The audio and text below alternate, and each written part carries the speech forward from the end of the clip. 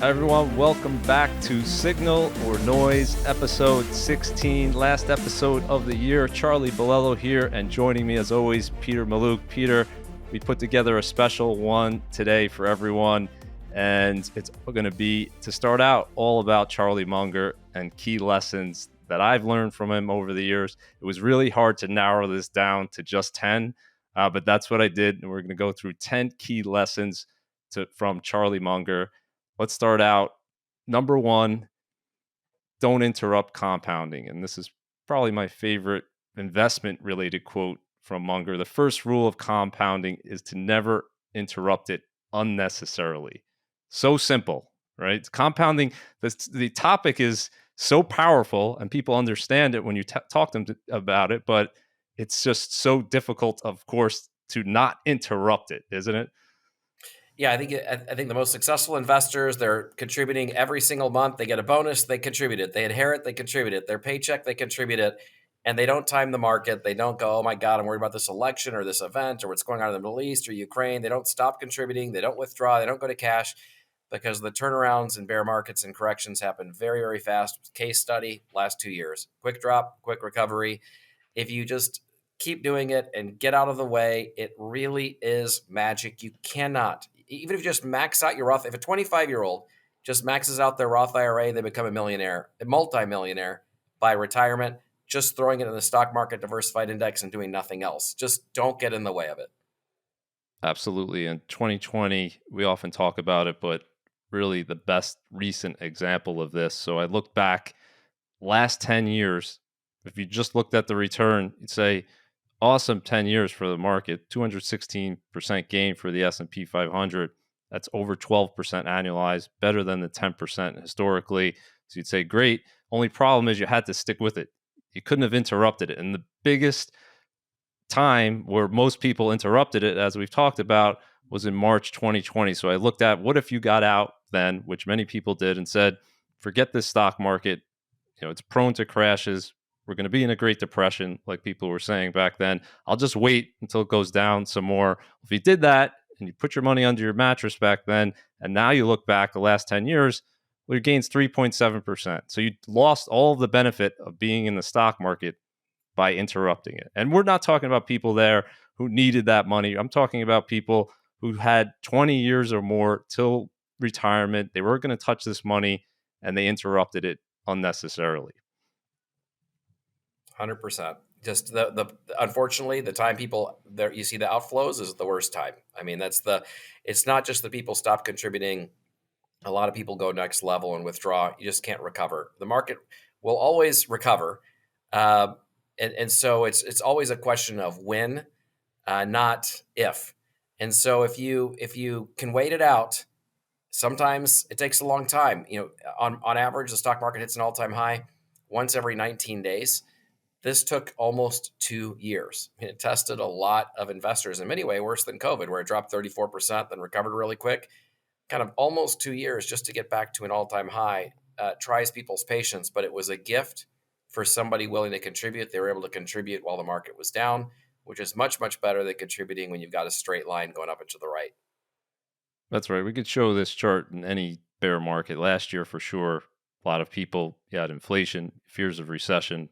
We'll talk all about that in a little bit, but that was another opportunity for people to interrupt that compounding. Let's go to lesson number 2.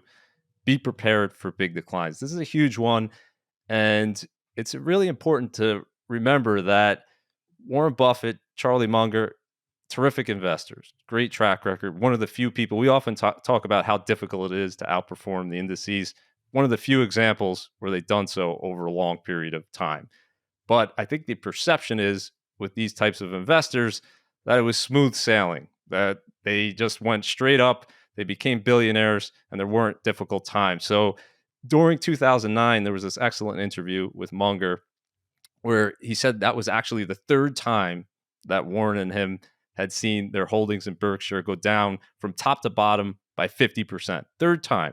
And he says this is a really important thing to remember as an investor. If you're not willing to react with equanimity to a market price decline of 50%, 2 to 3 times a century, and he lived almost a century, so he saw that and more for sure. You are not fit to be a common shareholder and you deserve the mediocre result that you're going to get.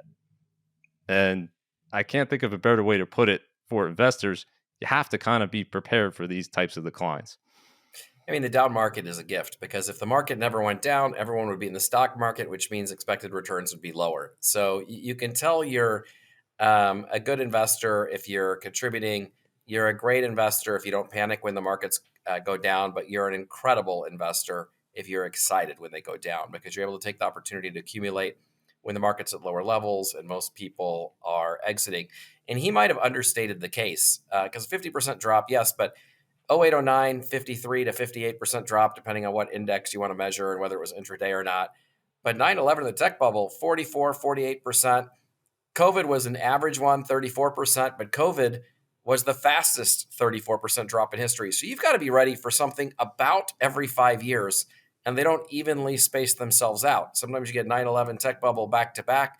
Sometimes you get 0809 and you wait all the way till COVID for something. So you have to be expect a big, big hit from something completely unexpected that's unpredictable, like a terrorist event or COVID that no one, literally no one, was talking about a few months before it happened and taking action on it in the markets. And so being prepared for it is one thing, embracing it is kind of the sign of greatness when it comes to being a good investor. Absolutely. And the amazing thing is if you look back from the past 40 years, usually any period of time, look back the you see up and to the right in terms of the chart. And that's the case for Berkshire since 1980, looking at 190,000% return, kind of ridiculous, almost 19% per year versus about 12% for the Russell 1000. And you look at that and you say, that looks pretty easy. That looks pretty smooth. But these little wiggles here, right? These little downturns, they weren't so little at the time. And you didn't know for sure when it was going to be over, how deep it was going to be. And if we look at that Berkshire drawdown chart, this is the story that really tells that. That, like you said, you don't know when they're going to come. You should expect it every few years, a big one, but it can happen more frequently. Over the past few years, we've seen a number of 20+% decline. So the bear markets aren't evenly spaced. But ultimately, the way you have to view it if you're a long term investor is this is the primary reason why you're getting that higher return. Right. And that's why he says if you can't handle it, then you don't deserve that higher return. That if you all you can handle is seeing your money go up and to the right, then you can only be invested in treasury bills, but just understand that your wealth is going to be much lower after a period of 10, 20, 30 years. All right. So, lesson number 3, always be saving something. This is a point that you're always making. Sounds very simple, but I think it's important, regardless of income, as we talked about on the last episode. Even people who are making 200,000, 300,000, 400,000, oftentimes they're still not saving very much. And that's putting stress on them, putting pressure on them. So it's true in any income. You have to save if you're going to invest. And so he says, spend less than you make, always be saving something, put it into a tax deferred account. Over time, it will begin to amount to something. Very simple. And you talked about that example there of the Roth IRA, putting money in, you're 25, you put it in for 40 years, you're 65. And in the beginning, it seems like nothing, right? It seems like, oh, where's this going? Right. And now, good news, Peter, for next year, they increased the limit, 7,000 for 2024. So if you max that out, I reran the numbers here, you have 1.8 million after 40 years. If you just do that 7,000 per year, obviously the 7,000 is going to go up. Now that's $730,000 higher than if you did it in a taxable account. So for sure, put that money in. The extra benefit of you're less likely to touch it. Also, I would say if it's in an IRA account versus a regular account, so you're more likely to not interrupt that compounding.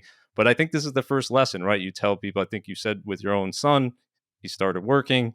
First thing you told him to do, start a Roth IRA, right? That's right. Get in the habit of saving, no matter how small it is. If you're younger, you've got the biggest advantage on your side, which turned out Buffett and Munger had. They didn't know it, but it's time, right? The Yeah, earlier you start, the longer you live, the more wealth you're going to accumulate. absolutely. So lesson number 4: don't extrapolate the past. And Munger says here, it's stupid the way people extrapolate the past.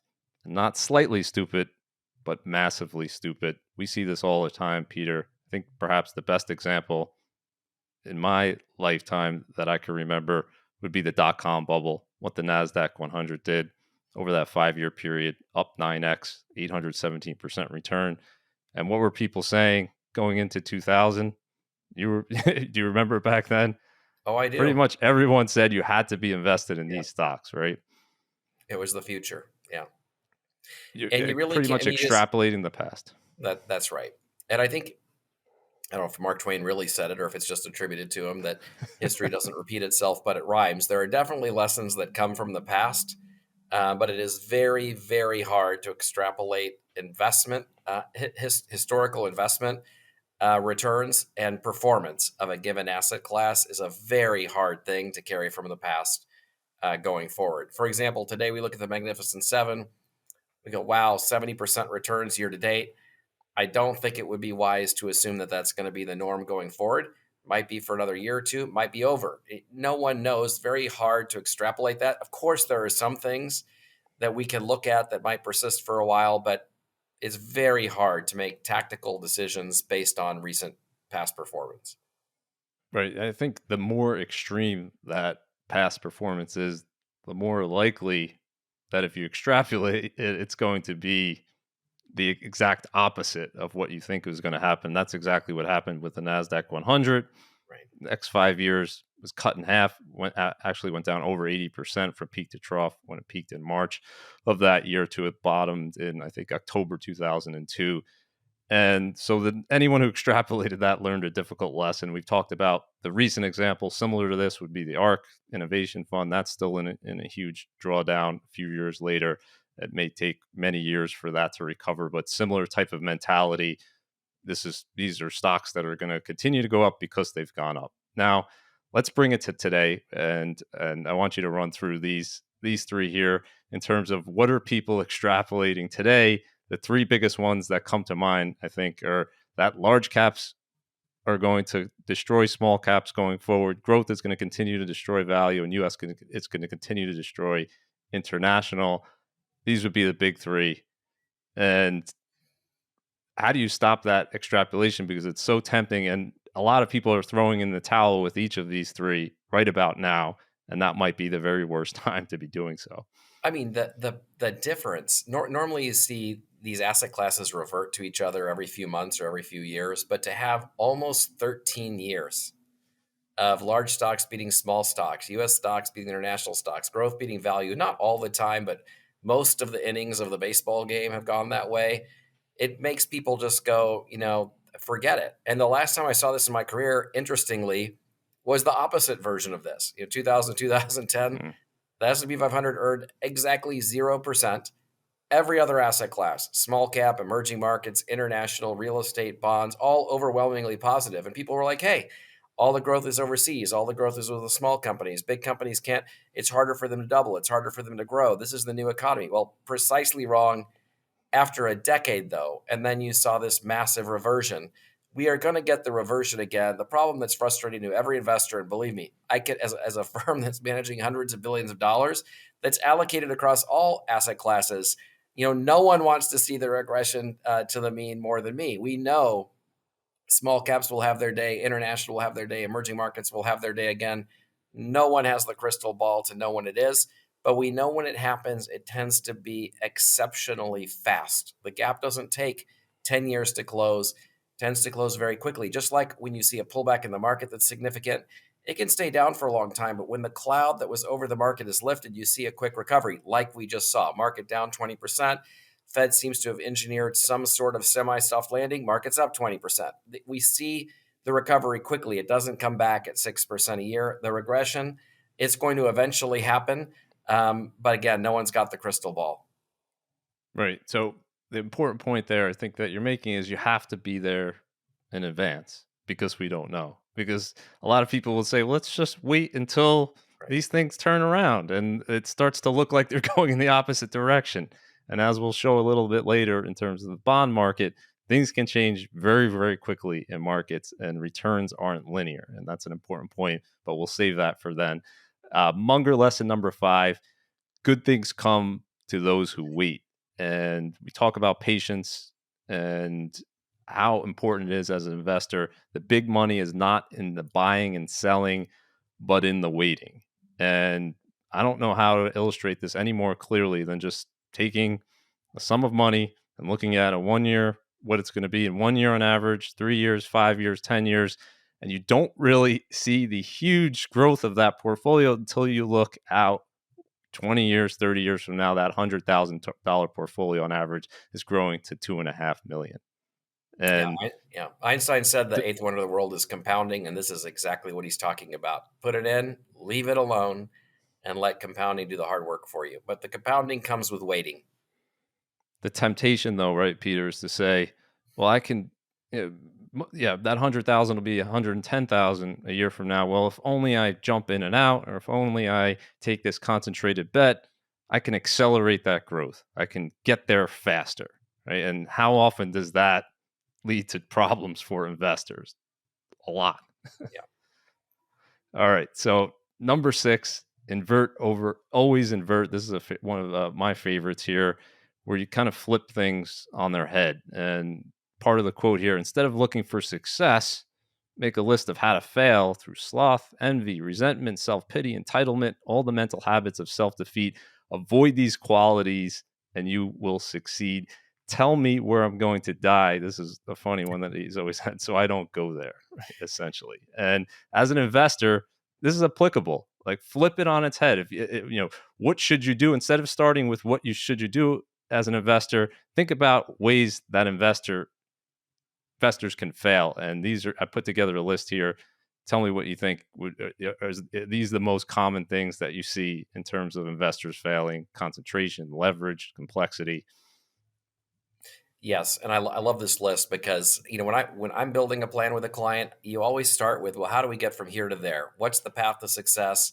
Or you're already successful. What else are we trying to accomplish? But then the next test that we look at is, how can things go wrong?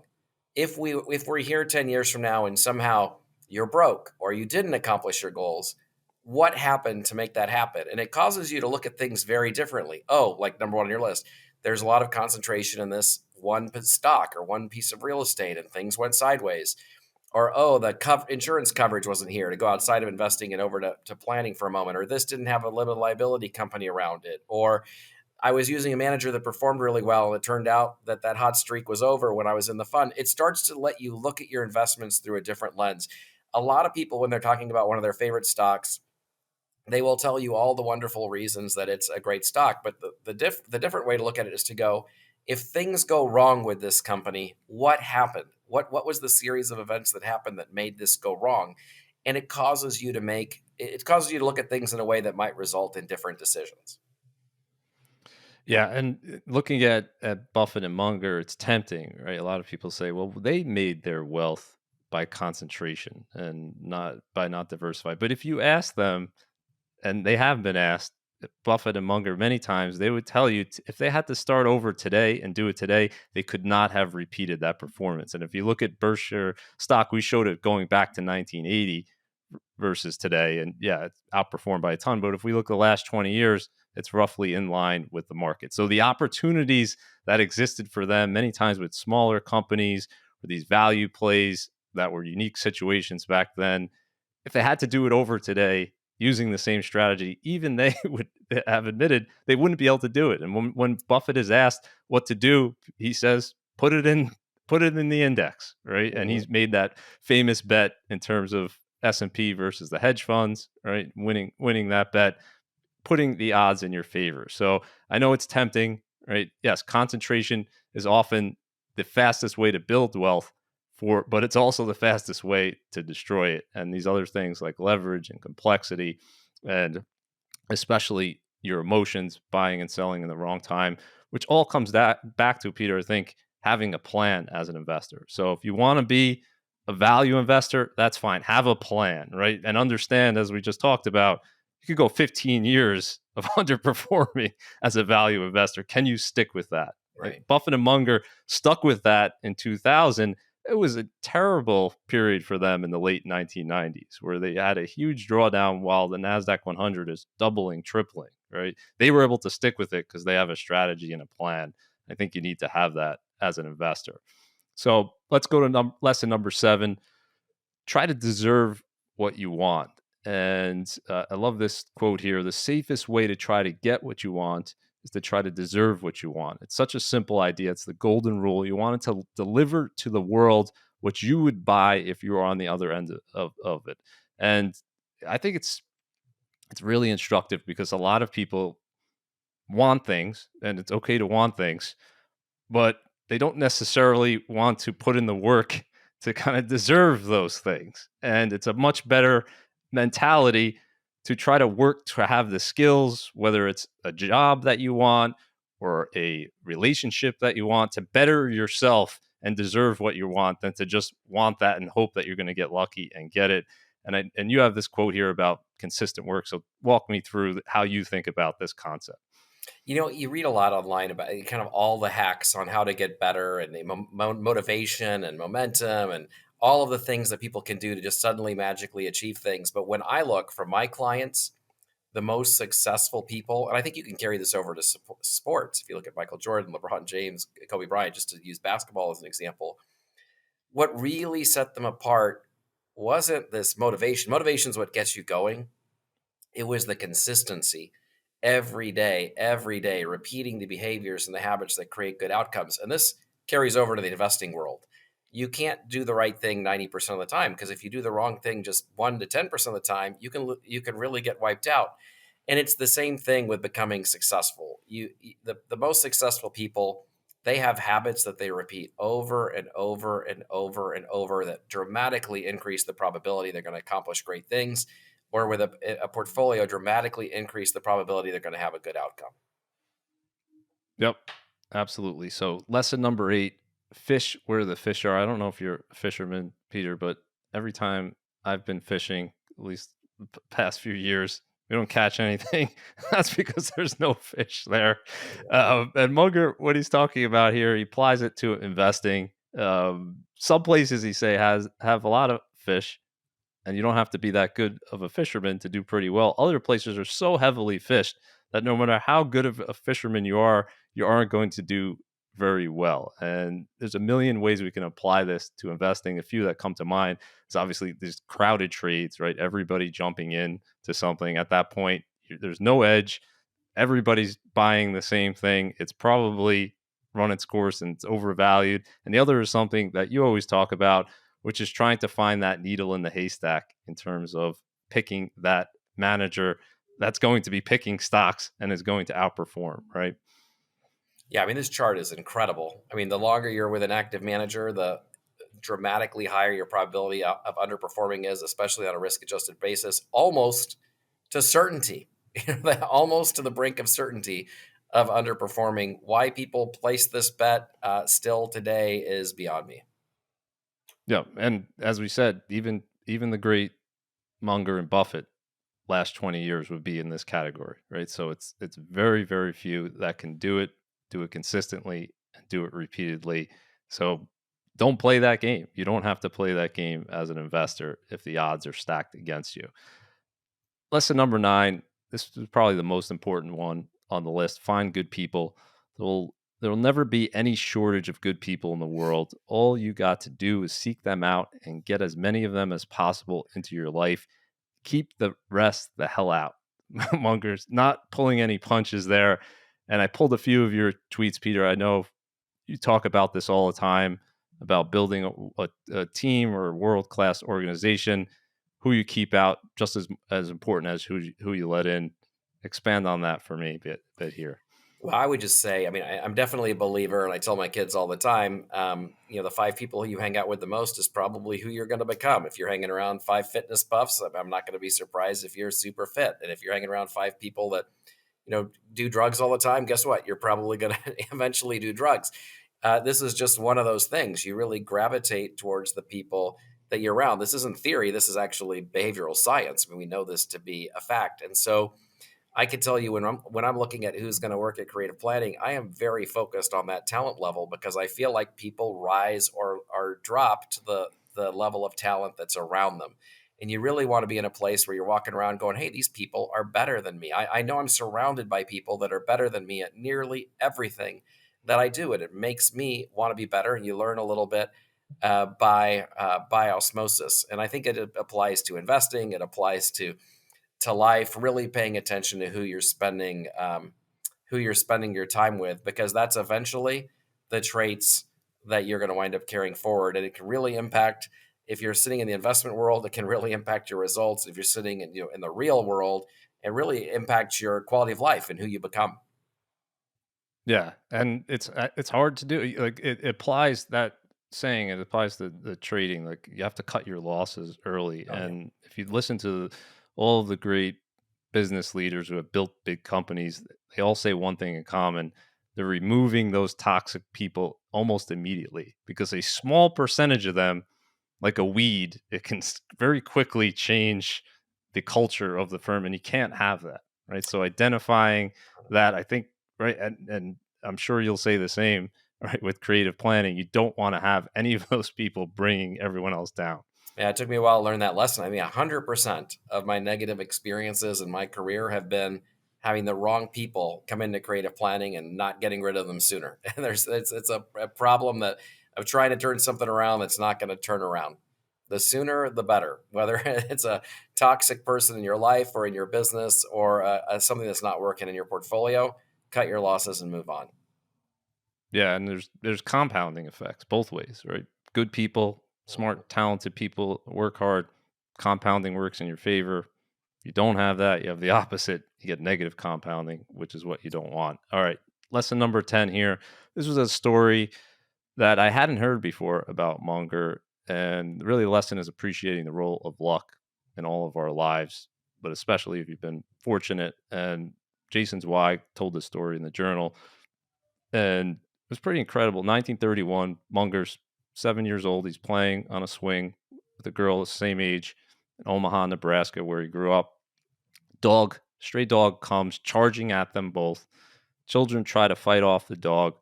Somehow, the boy's unscathed, but the dog bites the girl. She gets rabies. She dies. The boy lives. The boy, obviously, is Charlie Munger. And when he's asked in the interview with Zweig, what do you think of people who attribute their success solely to their own brilliance and hard work? He says it's nonsense. And all his life, he's wondered, why did that dog bite her instead of me? It was sheer luck that I lived and she died. And he says the records of people and companies that are outliers, so we think Amazon, Tesla, any number of examples here, are always a mix of a reasonable amount of intelligence, hard work, and a lot of luck. It's very easy to figure out. I mean, like, if you, in terms of luck, if you're born in this century, or the last century, right? If you're born in the last, 70, 80 years, if you're born in the United States, if you're healthy, um, you already are in the luckiest 1/10,000th, 1/100,000th of a percent of everybody in history, right? Elon Musk is not Elon Musk in 1520, right? There's so much luck that has to happen just as the starting point, and then we could go 1,000 iterations from there. So the probability of that set of good fortunes by itself should make everyone feel very, very fortunate. But when you see somebody who's super successful, the luck is magnified. Now, that doesn't mean that they didn't achieve anything. But I mean, like, let's go back to the NBA. It sure helps if you're born in the United States and someone's got you playing ball when you're young. You had somebody to watch, maybe not a mentor, but somebody to at least watch. And it also helps if you're 6'8" or high or taller, right? So you're already, there's a series of luck that has to happen. But after that, that's not enough, right? You still have to do the rest. But someone can go in and do everything that they in the world to be the best in the world. They can put in 10 times the work as anybody else. If you're 5'3", it's not happening, right? And so you've got to start with a lot of layers of luck. But then, if you're accomplishing something great like Charlie Munger, you had to do something too. But it's built on a foundation of good fortune. Yeah, and another quote I don't have here that Munger often talked about was trying to put yourself in a position that you benefit from any luck and really not relying on that luck as a starting position. So we talked about earlier, what can you do?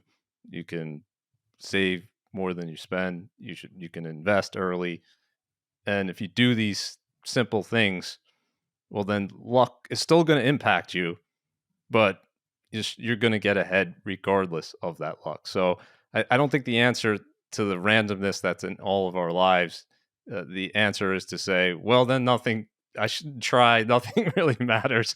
The good or bad fortune, whatever happens, will happen. No, the answer is try to put yourself in the best position that you can be, and just know that luck is going to be involved with and it might take longer for you to get lucky, right? And that doesn't mean you Yeah. should give up. Just keep working at it, and eventually good fortune will come your way. Even the most unluckiest person alive, and we talked about like the worst market time where they got in at the top of every bull market, if they just stuck with it, they would still do okay as an investor. So yeah, certainly there are people that are lucky. I believe that, and there's people that are unlucky. But the answer is to kind of put yourself in that position. And Munger talks about very simple things that you can do to put yourself in a position where you're not relying on luck to succeed.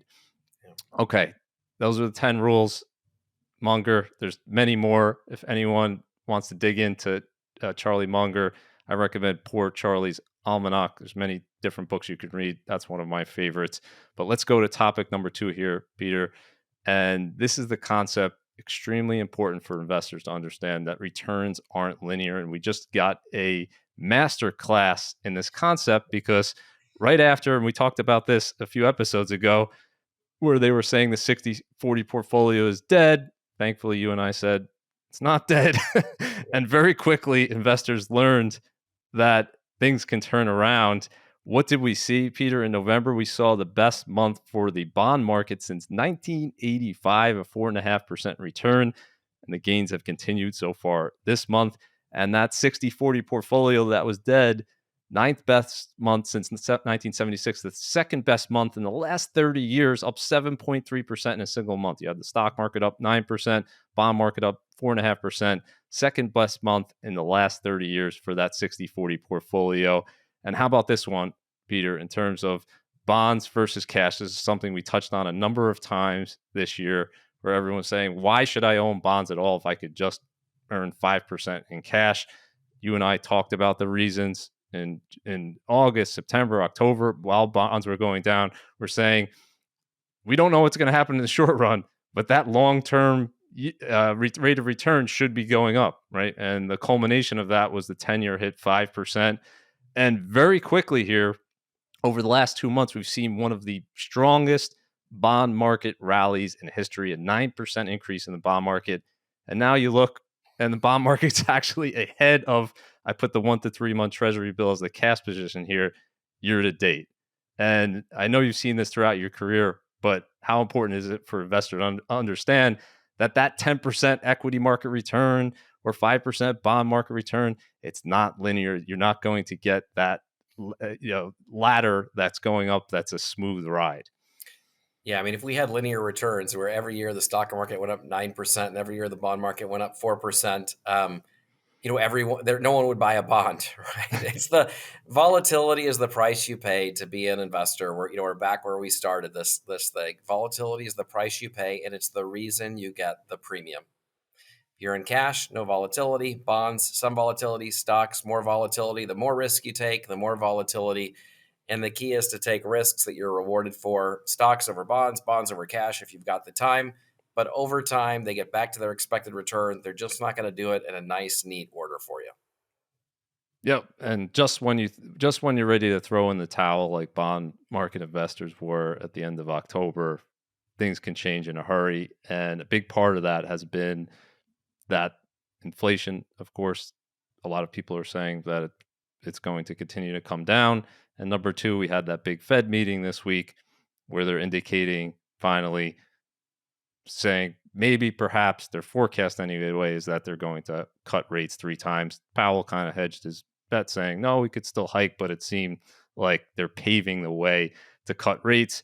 And we talked about this a few episodes ago, but it wasn't front and center, but now it's front and center. What does the bond market tend to do when the Fed is cutting rates? It tends to go up, and it tends to do pretty well. And we also said that you probably can't wait until that point because the market might front run that. And that's exactly what they've done over the last 2 months is front run that expectation, right? Yeah, yeah.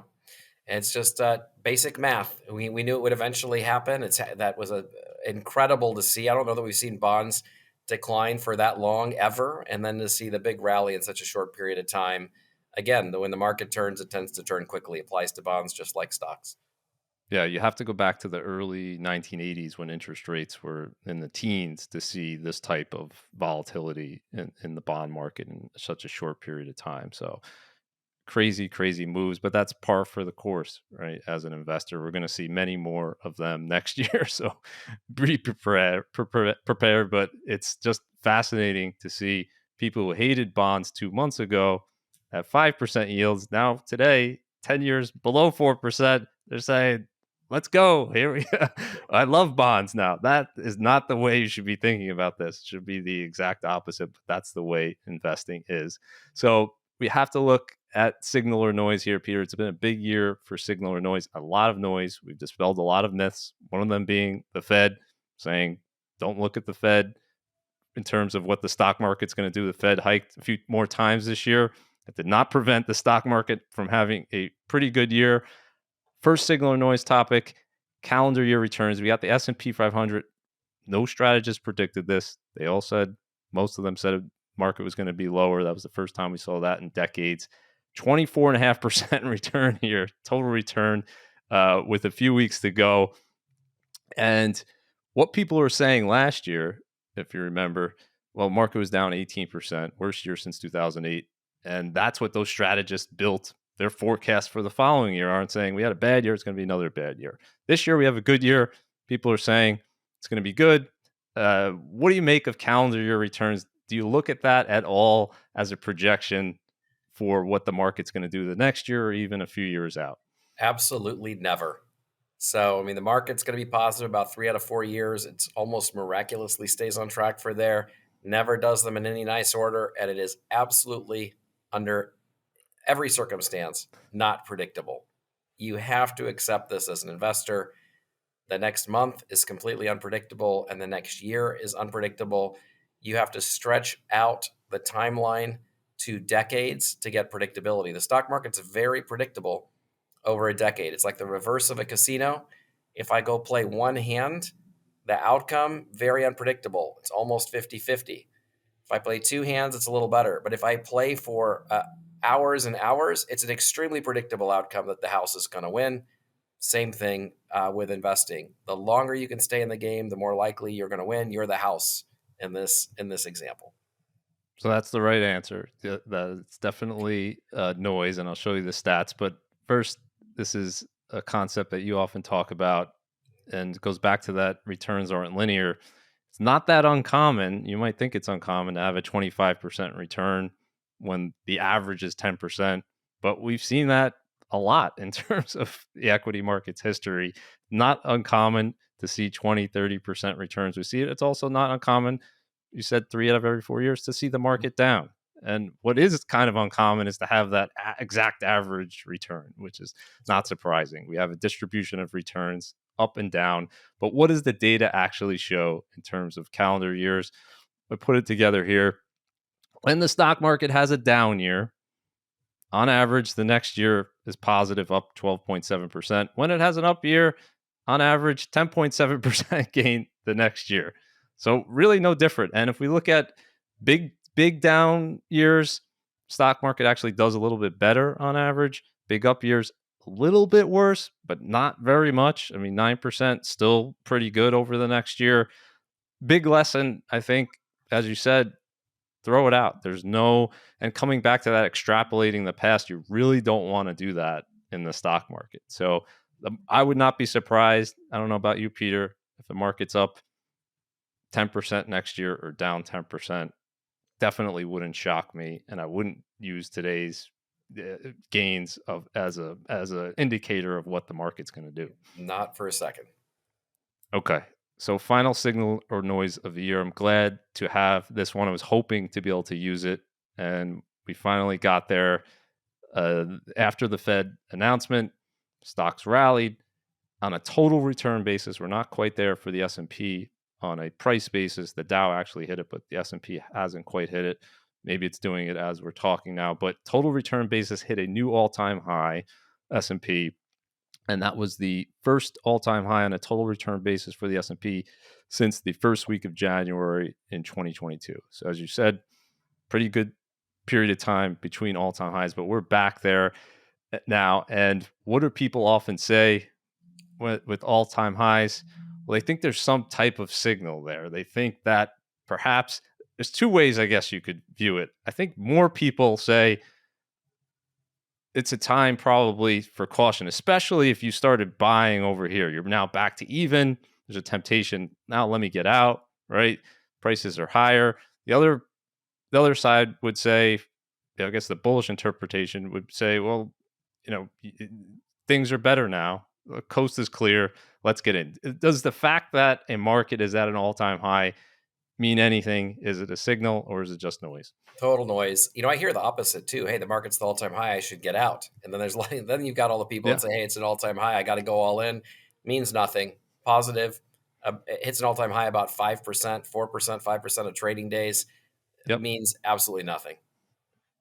100%. I looked at monthly data here, and funny because we used this chart for drawdowns back in October when we were in a greater than 10% drawdown, saying, well, that's not a signal. You definitely don't want to be selling because of a drawdown. The forward returns are actually positive.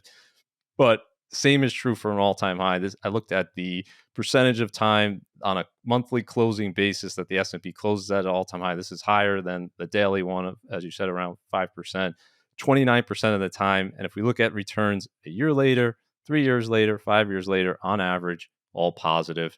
And the big lesson here is that all-time highs tend to be followed by all-time highs. And there's nothing unique about that. There's nothing special. Of course, there's going to be an all-time high at some point that's followed by a bear market. But more often than not, it's not. It's actually followed by, in relatively short order, another all-time high. So with that, don't act on the all-time high, please.